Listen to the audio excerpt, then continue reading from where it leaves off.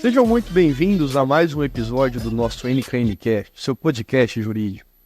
Hoje estou aqui com o Dr. Márcio Nakano, nosso sênior do escritório.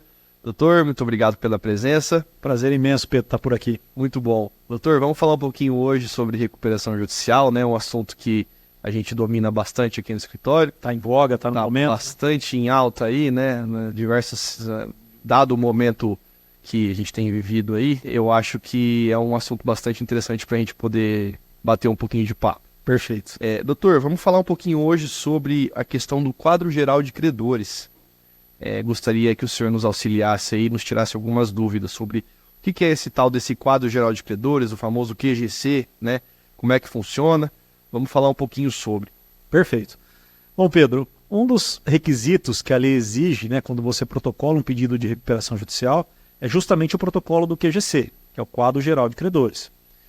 Esse quadro geral de credores, ele vai vinculado ao processo de recuperação com algumas classes. Você necessariamente tem que pegar o seu processo de recuperação e dividir em classes, né? Quais são essas classes? Então você tem classe 1, créditos trabalhistas, classe 2, créditos com garantia real, classe 3, créditos quirografários e classe 4, créditos de empresas ME-EPP. Esse é o quadro básico, o QGC básico, dos créditos vinculados à recuperação. Quer dizer, na verdade o QGC nada mais é do que a gente, né, leva para dentro do processo todos os credores do qual uma empresa de recuperação ela tem como passivo aí. Perfeitamente. Além disso, nós temos por hábito juntar o QGC tributário, né, que são os impostos devidos pela empresa, e o QGC dos créditos extraconcursais. Em algum vídeo, em algum momento aí, a gente falou que você tem créditos que são vinculados à recuperação judicial e você tem créditos que não são vinculados à recuperação judicial. Então, por exemplo, créditos em alienação fiduciária, créditos de adiantamento de contratos de câmbio, créditos de adiantamento de contrato de exportação. São créditos, por exemplo, que não são vinculados ao quadro geral de credores, que estão vinculados ao plano de recuperação.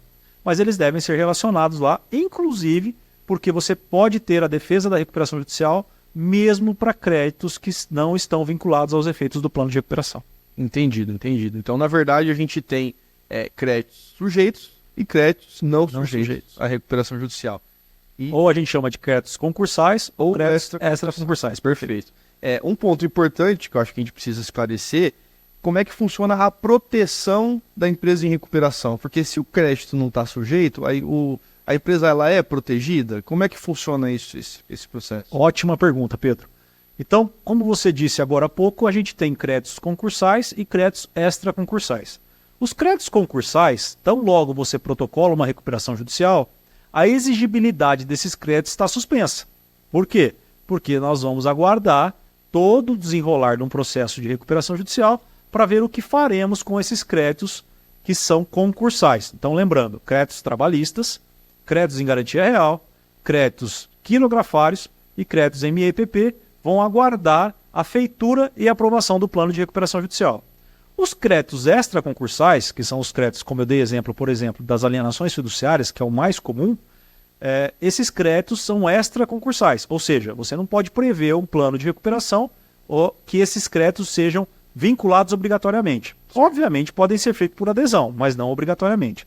Como eles são créditos extraconcursais, em tese o credor desses créditos pode continuar os procedimentos expropriatórios contra a empresa em recuperação. Certo. Mas a jurisprudência já sedimentou que mesmo créditos extraconcursais, né, créditos que não estão vinculados ao plano de recuperação, eles têm limitações em função da empresa estar em recuperação judicial. Principalmente, e a mais automática, vamos falar assim, são as limitações inerentes ao stay period. Stay period nada mais é do que aquele período que a lei garante a proteção integral da empresa contra ações execuções em geral. Então, nesse período, que a gente chama de stay period, ele é de 180 dias, prorrogável por mais 180 dias. Durante esse período, a empresa não pode ser executada, ela não pode ser despejada, ela não pode ser expropriada, salvo daqueles créditos que não estão vinculados. Então a ação pode tramitar, mas ela não pode chegar na fase executória. Por exemplo, as execuções fiscais vão tramitar ordinariamente até que se chegue o momento de liquidar, e as reclamações trabalhistas também vão tramitar até elas se tornarem líquidas. Mas, volta a frisar, vai estar protegido da parte da expropriação, da retirada desses bens da esfera de atuação da empresa. Por quê?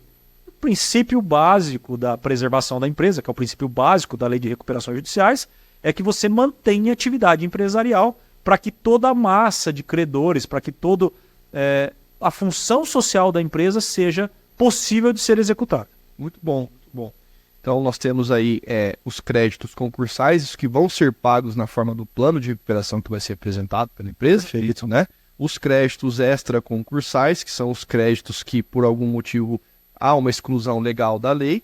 Né? Esses créditos não necessariamente vão ser pagos na forma que está prevista no plano de recuperação judicial, mas a lei ainda assim garante à empresa essa proteção, né? Me corrija se eu estiver enganado, mas ela garante essa proteção para a empresa, para que ela consiga desenvolver as atividades e manter as atividades em dia, manter a atividade, a função social da empresa, né? Enfim, e conseguir dar andamento aí durante todo o processo de recuperação judicial. Exatamente. Uma coisa interessante da gente pontuar, Pedro, é quando eu digo no quadro geral de credores, né, que é o endividamento da empresa, né, daqueles créditos que são concursais, são vinculados ao processo recuperacional e serão negociados via plano de recuperação judicial, é importante lembrar que a nomenclatura é muito autoexplicativa, mas algumas são um pouco complicadas para o empresário, né? Então você tem lá créditos trabalhistas. Créditos trabalhistas é meio que autoexplicativo, né? São créditos decorrentes da relação de trabalho. Perfeito. Então todos os créditos da relação de trabalho eles terão uma classe específica que é a classe 1.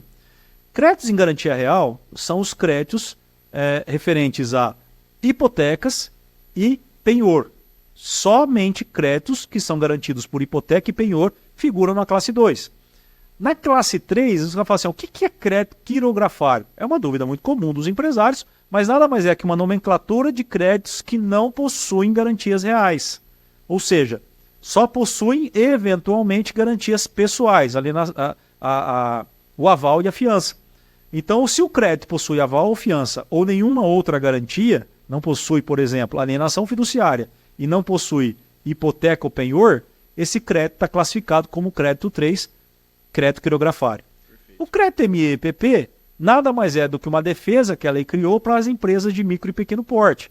Então ela pegou as empresas de micro e pequeno porte e concedeu a elas uma classe exclusiva. Então os créditos de uma empresa de microempresa ou uma empresa de pequeno porte devem ser listados separados das demais na classe chamada classe 4.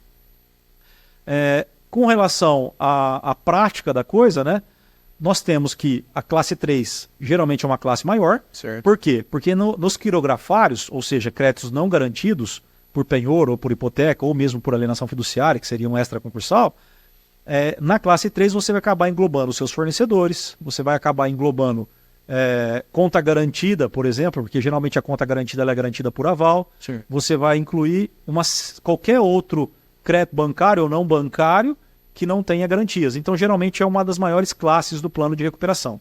A classe 2, garantia real, ela está ficando muito escassa. Por quê? Porque é óbvio que, por se tratar alienação fiduciária de um crédito extraconcursal, os bancos hoje, em sua grande maioria, estão otorgando empréstimos em alienação fiduciária e não mais em hipoteca. Salvo os créditos de rural. É muito comum você ainda encontrar hipoteca em crédito rural. Mas tirando o crédito rural, é muito raro você se deparar com uma hipoteca para compor a classe 2 do teu quadro de credores. Muito bom, muito bom. Acho que ficou muito bem esclarecido a questão do quadro geral de credores. Acho que cabe, talvez a gente não tenha tempo para tratar hoje, mas falar um pouquinho do crédito tributário, né? Sim. Tributário, já fica de chamada para o nosso próximo vídeo. O crédito tributário é um crédito que está muito em evidência neste momento, porque a Lei 14.112 de 2020 ela trouxe condições mais favoráveis para a negociação de créditos tributários dentro de uma empresa em recuperação. Então, sim, eu acho que merece um quadro específico para nós tratarmos especificamente dos créditos tributários. Perfeito. Doutor Márcio, muito bom. Acho que esclarecemos mais um pedacinho do tema da recuperação judicial, né? E eu que agradeço, Vamos Pedro. trazer novos vídeos aí para a gente poder deixar o tema sempre em ordem. Sem dúvida. Lembrando que você tem aí uma empresa que está passando por dificuldades, o momento não está muito bom. Antes de qualquer coisa, procure um advogado, informe-se melhor sobre esses institutos e outros, evidentemente, que estão disponíveis no direito, para que você possa tentar reestruturar ou tentar uma melhor condição, né, nas negociações que você precisa ter com seus credores e efetivamente manter a função social da sua empresa, que é a fonte geradora de renda, a fonte geradora de emprego, a geração de tributos, para poder contribuir com a economia nacional. Muito obrigado, Pedro. Muito obrigado, doutor. Muito obrigado, pessoal. E até o próximo vídeo. Até.